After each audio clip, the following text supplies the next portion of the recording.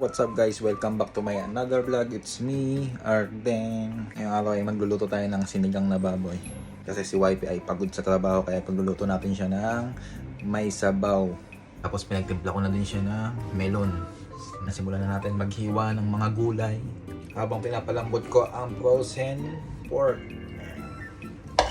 Tigas niya, frozen na frozen eh. Maghiwa tayo ng okra, sitaw, talong, kamatis, saka ang tawag dito, kangkong. Tingnan nyo yung sibuyas dito. Isang kamao. Laki eh. Humanap lang tayo ng maliit na sibuyas. Maghiwa lang tayo ng bawang.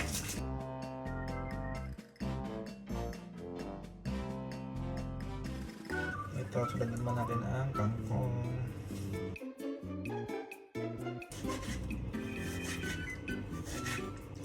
So guys, nahiwa na natin. Tapos dagdagan natin ng mga buto-buto.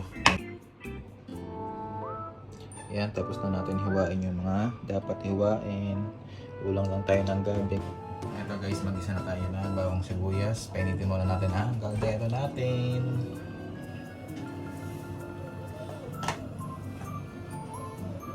Mainit na yung kaldero natin. Lagyan na natin ng mantika.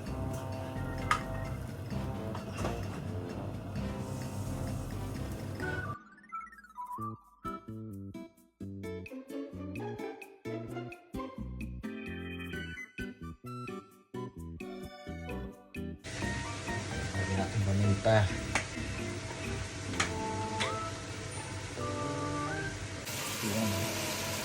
Ito, lagyan na natin ng tubig na mainit. Bilis, palambutin na lang natin yung baboy. Tapos lagyan na natin yung mga gulay pag malambot na. Kulong-kulo na. Check natin kung malambot na yung baboy.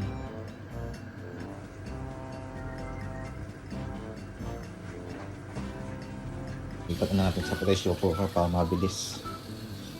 Tagal lumambot eh. Mukhang magulang yung nabil kong baboy. Kaya kulang tayong laman. Ito sana lumambot na.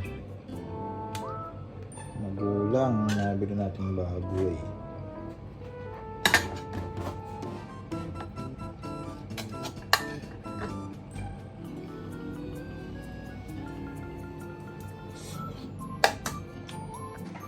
Goods na.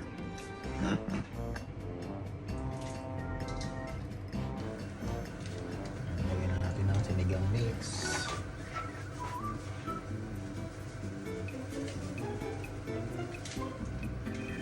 Ito, bilis lagyan natin yung talong. Yung okra, lagay na natin.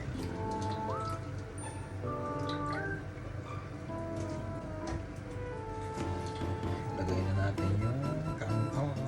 Tapos kaya natin kumulo at tapos na. Guys, nakaluto na tayo.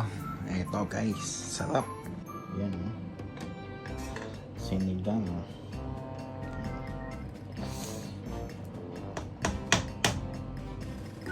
Okay na. Kaon na tayo.